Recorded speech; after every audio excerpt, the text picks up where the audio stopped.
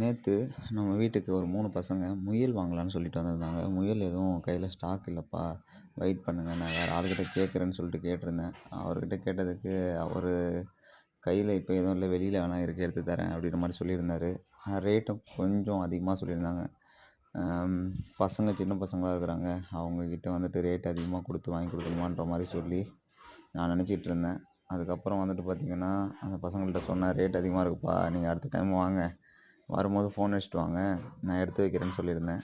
அதுக்கப்புறம் புறாக்கள் கூட பார்த்துட்டு, "அண்ணா எனக்கு ஒரு பேர் புறா குடுங்க" அப்படின்ற மாரி சொல்லியிருந்தாப்புல. அதுக்கப்புறம் என்ன பண்ணேன்னா, ஒரு பேர் புறாவ கையில புடிச்சு குடுத்து, "எடுத்துட்டு போங்கப்பா" அப்படின்ற மாரி சொல்லி, இந்த மாரி அனுப்பி விட்டுருந்தேன். அடுத்த டைம் வரும்போது கண்டிப்பா சொல்லிட்டு வாங்க. நான் உங்களுக்கு நல்லபடியா முயல் எடுத்து குடுக்குறேன் அப்படின்ற மாரி சொல்லியிருந்தேன். பசங்க வந்துட்டு பார்த்தீங்கன்னா, வீடியோ எடுத்ததுக்கப்புறம் வெட்கப்பட்டுக்கிட்டு, அதுக்கப்புறம் வந்துட்டு போதுண்ணே அப்படின்ற மாரி சொல்லிட்டானுவோ. அதனால போகும்போது கூட ஒழுங்கான முறையில வீடியோ எடுத்து போட முடியல.